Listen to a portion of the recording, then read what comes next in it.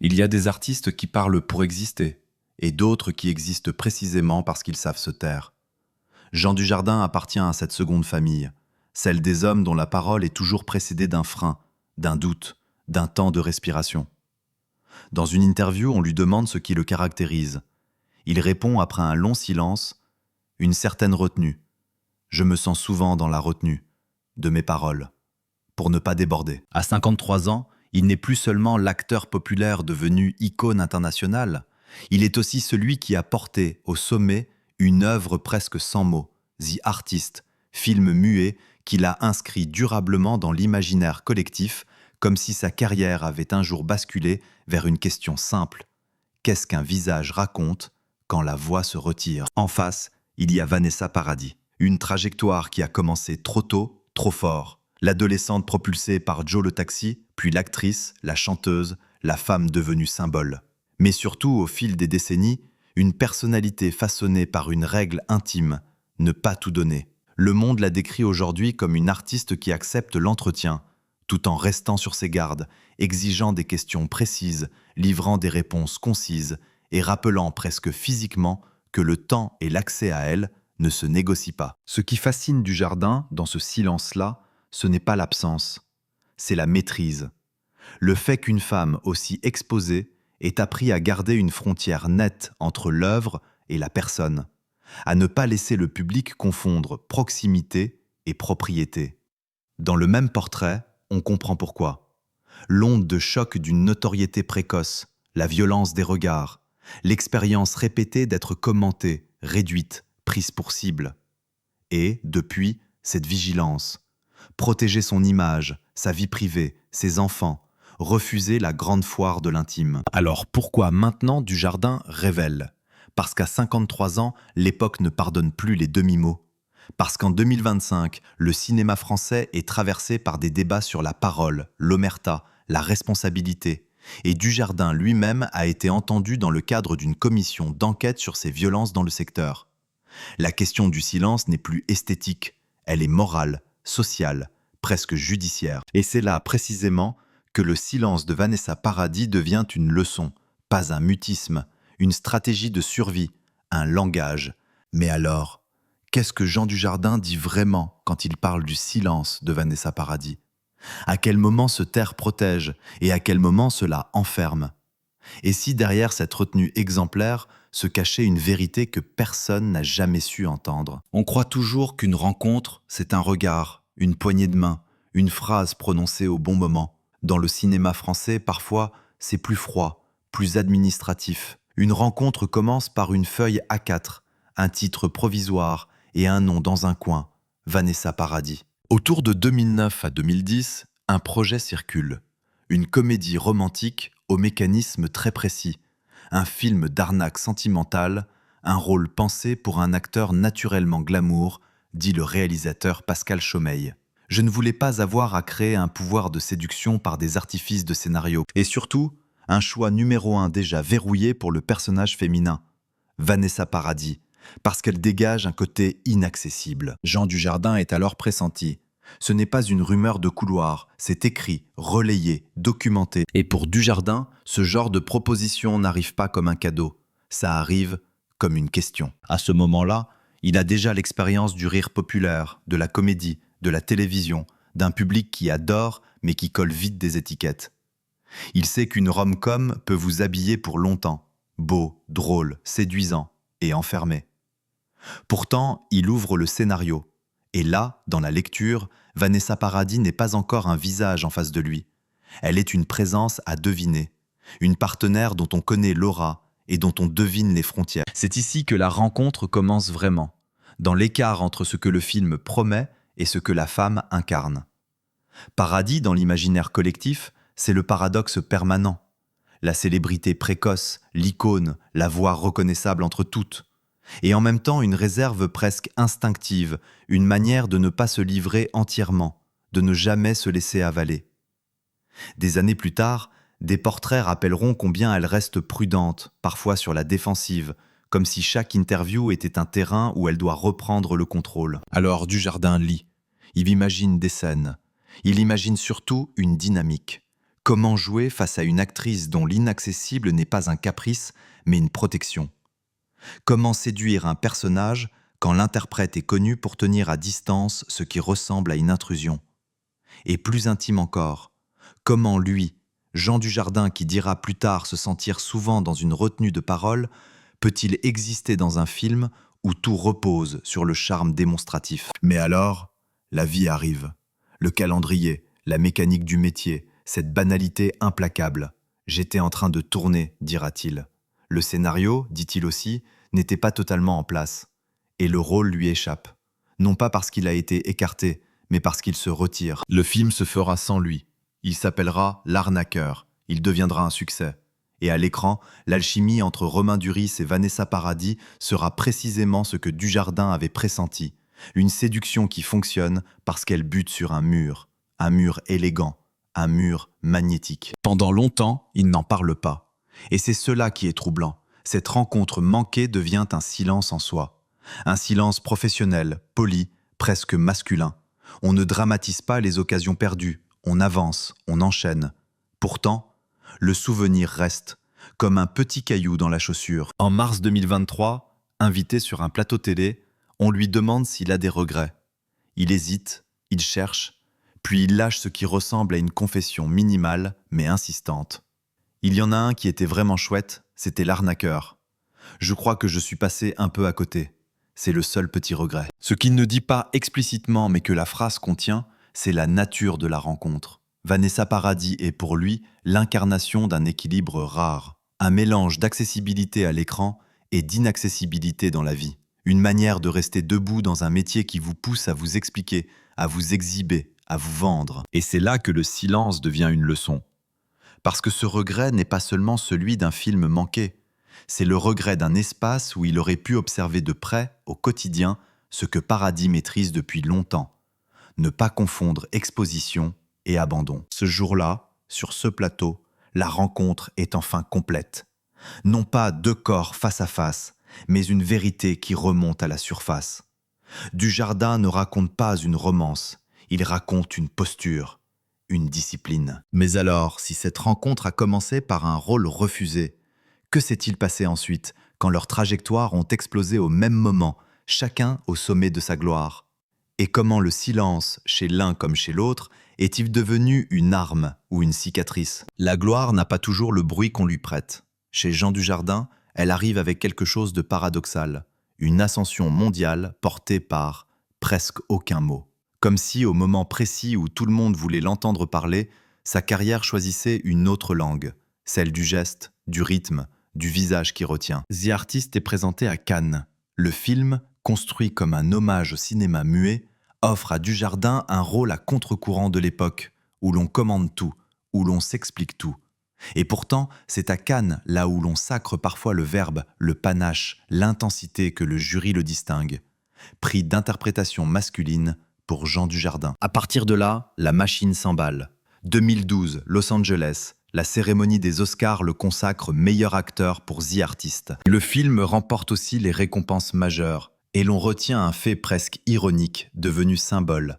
Sur le site officiel des Oscars, on souligne que sa performance primée compte un minimum de dialogue, 2 mots à peine. C'est là que la notion de silence change de nature. Le silence n'est plus un manque, il devient un outil de puissance. Dans une industrie saturée de talk-shows, de confessions, de récits de soi, Dujardin fait le chemin inverse. Il gagne en réduisant la parole à l'essentiel. Comme s'il rappelait, sans le dire, que l'acteur n'est pas un commentateur de sa propre vie. Pendant ce temps, Vanessa Paradis traverse ses propres années de gloire, mais sur une ligne différente, moins spectaculaire, plus continue, plus souterraine. En 2010, elle est au cœur de L'Arnaqueur, une comédie romantique devenue référence populaire où sa présence inaccessible est précisément ce qui fait tenir l'histoire. L'année suivante, elle mène Café de Flore, film de Jean-Marc Vallée, dans un registre plus grave, plus intérieur. Un film qui confirme que Paradis n'est pas seulement une icône pop, mais une actrice capable de densité. Et puis il y a l'autre scène, celle qu'elle refuse de transformer en spectacle, la vie privée. 2012 est une année qui résume ce paradoxe. Les médias bruissement, spéculent, veulent des phrases. Elle, au contraire, serre la parole. Quand la séparation avec Johnny Depp est confirmée en juin 2012, le récit public reste minimal, presque administratif, avec une demande de respect et de discrétion. L'événement devient mondial, et pourtant, elle n'en fait pas un feuilleton. Ce refus n'est pas de la froideur, c'est une discipline, une manière de dire « vous pouvez regarder l'œuvre, pas la personne ».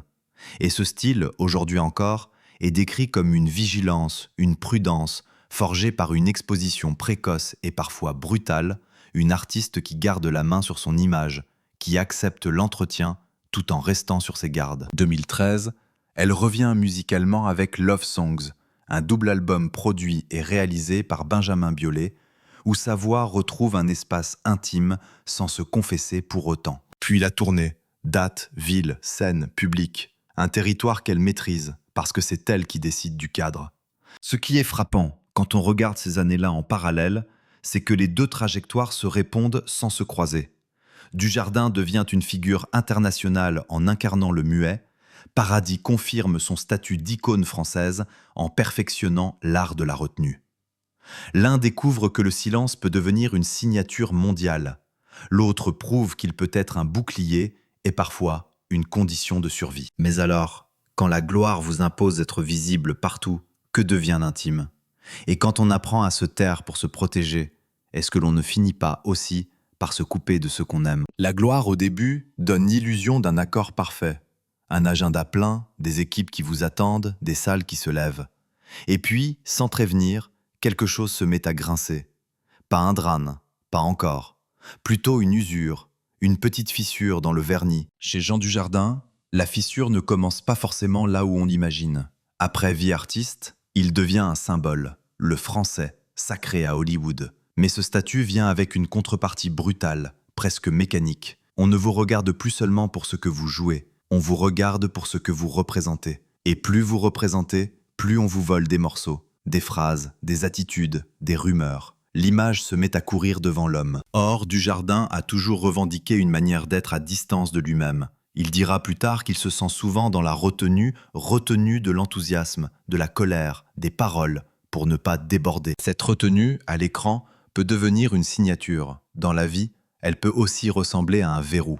Parce que se contenir, c'est parfois éviter l'incendie, mais c'est aussi laisser la pression monter. Mais alors, que se passe-t-il quand l'époque vous oblige à être lisible, à donner du storytelling sur vous-même, à commenter votre succès, votre couple, votre quotidien ? Dujardin devient un homme public dans une période où le privé n'a plus le droit d'exister sans être interprété. La fissure s'entend un jour, à voix nue, dans une phrase prononcée devant des micros.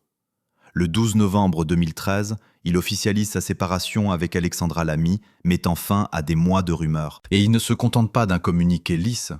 Il désigne la mécanique médiatique qui, selon lui, fabrique une saga, le transformant tour à tour en dépressif, en alcoolique, en coureur de jupons, tout ce qu'on veut.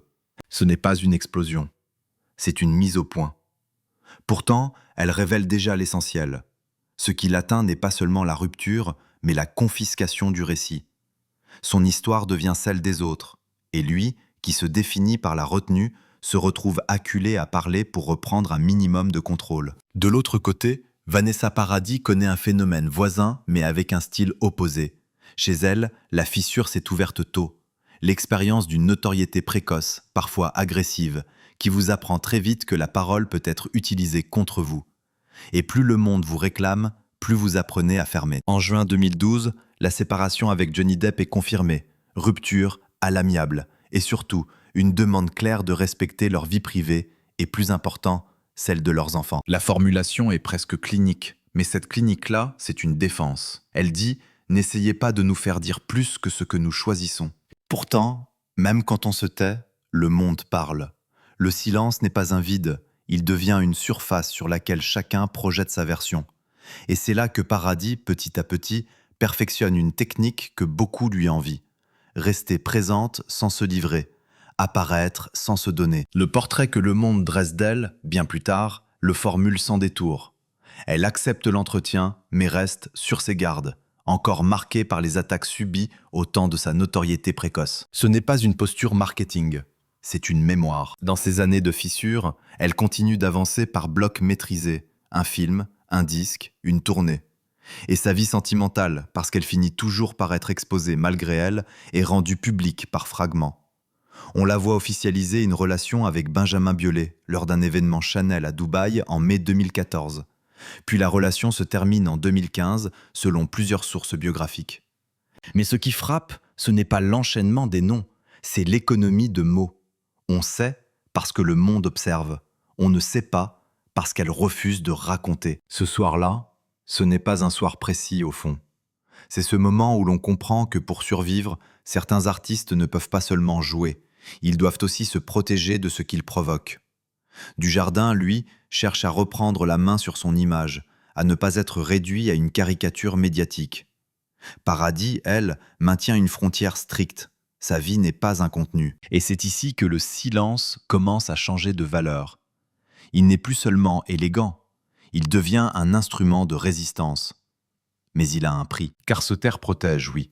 Mais à quel moment le silence finit-il par isoler? Quand tout se fissure autour, qui entend encore ce qu'on ne dit pas? Et si la crise qui arrive n'était pas un scandale, mais une fatigue profonde, celle de retenir toujours pour ne pas déborder? Il arrive un moment où le silence ne ressemble plus à une élégance, mais à une épreuve. Pas parce qu'on n'a rien à dire, parce que parler soudain coûte trop cher et se taire aussi. Pour Jean Dujardin, la crise n'est pas uniquement intime. Elle commence par l'intime, oui, mais elle se transforme vite en affaire publique. En novembre 2013, lorsqu'il officialise sa séparation avec Alexandra Lamy, il ne se contente pas d'une formule neutre, il vise la machine. Il décrit ce que la presse People fait de lui depuis des mois, un dépressif, un alcoolique, un coureur de jupons, et cette phrase qui tombe comme un constat désabusé, ils sont en train de faire une saga. Ce qu'on entend, derrière ces mots, ce n'est pas une colère spectaculaire, c'est une fatigue, la sensation d'être volé de son propre récit, et au fond, une peur très simple, que le bruit des autres étouffe définitivement sa réalité. Mais alors, que reste-t-il d'un homme quand son visage est partout, mais que sa version de l'histoire n'existe nulle part? Pendant des années, Dujardin avance. Il tourne, il enchaîne, il revient au cinéma français, il traverse l'après-The Artist. Et pourtant, l'époque change. La crise suivante n'est pas sentimentale, elle est collective, presque historique. Une crise qui oblige tout un milieu à se regarder et à se demander ce que le silence a protégé et ce qu'il a permis. Entre novembre 2024 et mars 2025, la France suit les travaux d'une commission d'enquête parlementaire sur les violences dans les secteurs du cinéma, de l'audiovisuel, du spectacle vivant, de la mode et de la publicité. On parle d'omerta, de mécanismes de pouvoir, de pratiques tolérées, de carrières broyées. Les témoignages s'accumulent et la question devient frontale. Qui savait? Qui a vu? Qui s'est tu? Le 10 mars 2025, Jean Dujardin fait partie des acteurs entendus par cette commission, aux côtés de Gilles Lelouch, Pio Marmaille et Jean-Paul Rouve. Audition dont le compte-rendu est déposé le 17 mars. Et très vite, un autre débat s'invite, celui du huis clos. Plusieurs personnalités demandent à être auditionnées à huis clos, et certains observateurs y voient une tension morale entre la nécessité de parler et la peur d'être exposé. Pourtant, on ne traverse pas une crise de société avec les mêmes outils qu'une crise privée. Là où, autrefois, un silence pouvait vous sauver d'un emballement médiatique, il peut désormais vous condamner, non pas juridiquement, mais symboliquement. Le silence devient suspect, et dans un contexte MeToo, il devient presque une dette. Le monde raconte cette lente prise de conscience des acteurs masculins.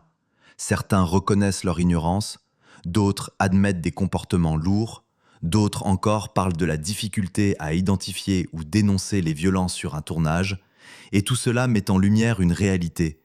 Le silence n'était pas seulement individuel, il était structurel. Pour Jean Dujardin, c'est une crise d'image et de conscience, parce qu'il incarne malgré lui un certain cinéma français, populaire, aimé, visible, et que l'époque désormais exige des positions claires, plus de neutralité confortable, plus de demi-phrases. En miroir, Vanessa Paradis a vécu une autre forme de crise, celle d'une femme exposée trop tôt, trop jeune, dans une culture qui s'autorise à frapper fort. Son silence, à elle, ne naît pas d'une stratégie de communication. Il s'enracine dans une mémoire. Elle a raconté dans une prise de parole médiatisée des débuts très violents dans le show business, et l'on comprend que la retenue n'est pas une coquetterie, c'est une armure. Le portrait que aime le magazine du Monde dresse d'elle en 2025 insiste sur cette vigilance permanente sur le qui-vive, marquée par les attaques subies au moment de sa notoriété précoce et obsédée par une séparation stricte entre le travail et la sphère privée. Elle avance, mais en contrôlant le cadre. Elle choisit ses mots comme on choisit une porte. On n'ouvre que si l'on sait ce qu'il y a derrière. Et c'est là, au cœur de la crise, que leurs deux silences se heurtent. Celui de Dujardin ressemble à une retenue masculine classique. Ne pas faire de vagues, ne pas surexpliquer, garder la dignité. Celui de Paradis ressemble à une leçon acquise à la dure. Se taire pour survivre à la surexposition, refuser de nourrir la voracité des regards. Ce soir-là, la crise n'est pas un scandale unique, c'est un basculement. Le moment où la société dit au cinéma qu'il ne pourra plus se protéger derrière la pudeur, la légende ou l'idée romantique du génie.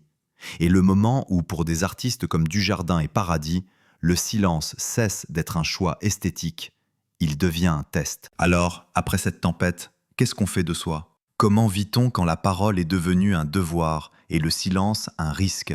Et si l'on a appris, comme Vanessa Paradis, à se protéger par la retenue, comment continue-t-on d'aimer, de créer, sans se fermer au monde ? Après la crise, il y a toujours une tentation.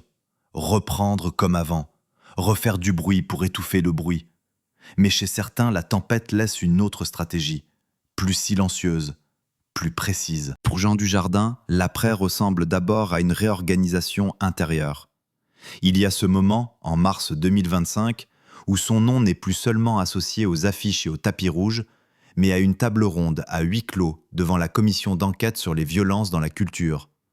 La liste est officielle, et son audition figure noir sur blanc dans le compte-rendu de réunion. Ce n'est pas un plateau, ce n'est pas une promo, c'est un endroit où la parole n'a plus le droit d'être décorative. Et, paradoxalement, ce huis clos dit quelque chose de lui.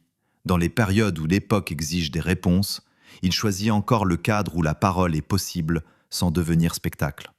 La presse raconte cette prise de conscience progressive des acteurs, la difficulté à voir, à nommer, à dénoncer et, surtout, le fait que le silence, parfois, n'était pas seulement individuel, mais une habitude de milieu. Mais alors, comment revient-on à l'art après que la réalité a rappelé le prix du silence ? Il revient par un rôle qui ressemble à une confession déguisée.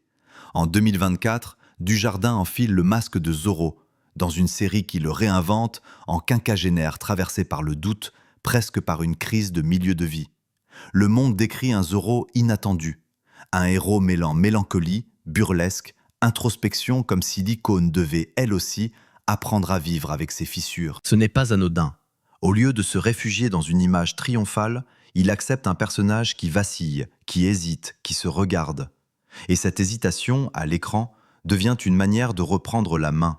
Ce n'est plus la rumeur qui raconte l'homme, c'est l'homme qui choisit la nuance. Car dans l'après, il y a aussi l'autre tempête, celle des récits parallèles, des fantasmes, des suppositions. En octobre 2025, un média reprend une phrase de Dujardin comme un bouclier simple, presque banal, mais terriblement moderne. Les rumeurs vont plus vite que moi. Tout est là. Il ne se bat plus frontalement contre le bruit. Il constate sa vitesse et il refuse d'y courir. Pourtant, refuser de courir ne signifie pas disparaître. Cela signifie déplacer l'énergie, l'investir ailleurs, dans le travail, le corps, l'endurance, dans ce tenir qu'on ne voit pas, mais qui décide de tout. Chez Vanessa Paradis, l'après-tempête est différent, parce que la tempête chez elle a été précoce. Elle n'a pas attendu la maturité pour apprendre à se protéger. Elle a appris jeune, trop jeune, que le regard public peut être intrusif, cruel, interminable. Et depuis, elle avance avec cette vigilance permanente que Mus, le magazine du Monde, résume comme un état sur le qui-vive. L'icône discrète, jamais totalement détendue, toujours consciente de ce qu'on pourrait lui prendre. Alors, quand elle revient en 2025 avec un nouvel album, le 8e, ce retour n'a rien d'un comeback tapageur. C'est une réapparition maîtrisée. Le Monde rappelle que Le Retour des Beaux Jours sort le 10 octobre 2025, réalisé et en grande partie écrit avec Étienne Dao. Et la presse souligne un détail lourd de sens. L'album porte des thèmes personnels, deuil, amour, résilience, tout en conservant une frontière claire entre l'intime et la confession. Ce qui change dans l'après, c'est peut-être l'équilibre. Elle accepte que ses enfants participent au projet Jack et Lily Rose, non comme un argument marketing, mais comme un signe de transmission, comme une manière de dire que la vie a continué, malgré tout. Et elle prépare la suite. Le Monde évoque une tournée qui démarre en mars 2026, avec une date parisienne annoncée comme rapidement complète. Et puis il y a cette phrase, lâchée à la radio, quand on tente de lui faire dire ce qu'il y aurait eu avant les beaux jours. Elle coupe court, sans agressivité. Ça s'appelle la vie, c'est sec et c'est doux. C'est l'art du silence en pleine lumière, répondre sans s'offrir. Voilà ce qu'il reste, après la tempête, chez ces deux-là. Une discipline. Dujardin apprend à parler quand le cadre l'exige et à jouer des hommes qui doutent plutôt que des héros invincibles. Paradis revient quand elle le décide, avec une œuvre qui respire, mais sans ouvrir la porte de son jardin secret. Mais alors, quand on a réappris à vivre après la crise, qu'est-ce qu'on ose enfin dire ? Qu'est-ce qu'on garde encore au fond de soi, non par stratégie, mais par pudeur ?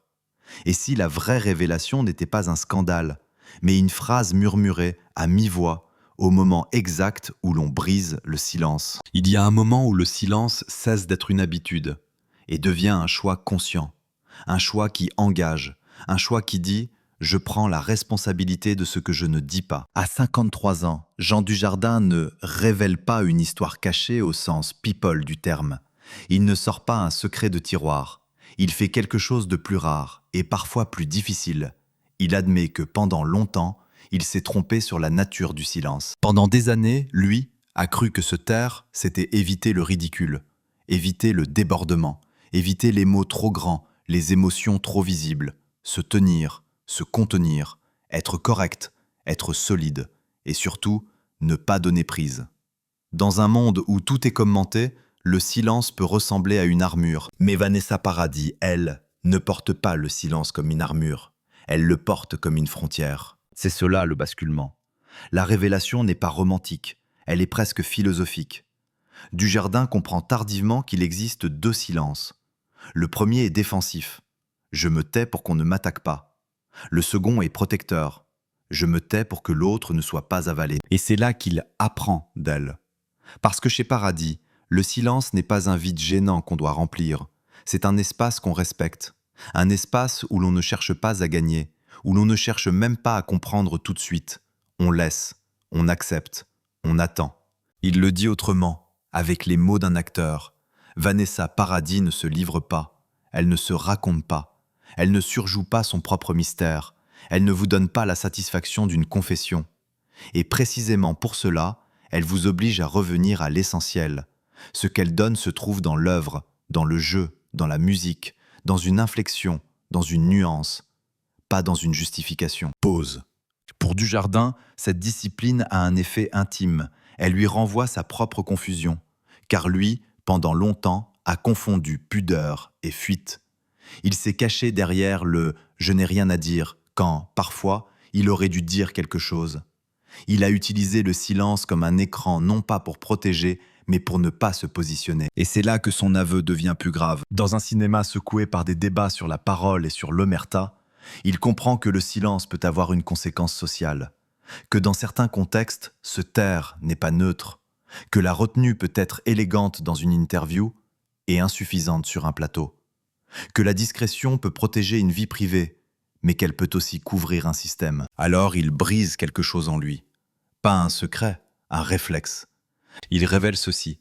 Ce qu'il a appris du silence de Vanessa Paradis, c'est que le silence ne doit jamais servir à se dédouaner, qu'il ne doit pas être l'excuse confortable de ceux qui veulent rester aimés de tout le monde, qu'il doit être au service de quelqu'un ou au service d'une vérité et pas au service de sa tranquillité. Pause.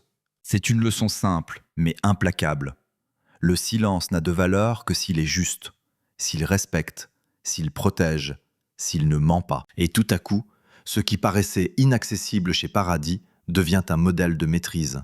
Elle ne se donne pas, non par froideur, mais parce qu'elle sait ce que coûte l'abandon de soi. Elle sait ce que coûte une phrase de trop, une phrase sortie du contexte, une émotion capturée comme un trophée. Elle sait que la parole, une fois lâchée, ne vous appartient plus. Dujardin découvre une chose que beaucoup d'hommes apprennent tard. Parfois, parler trop vite, c'est une manière de prendre le pouvoir. Remplir le silence, c'est occuper l'espace.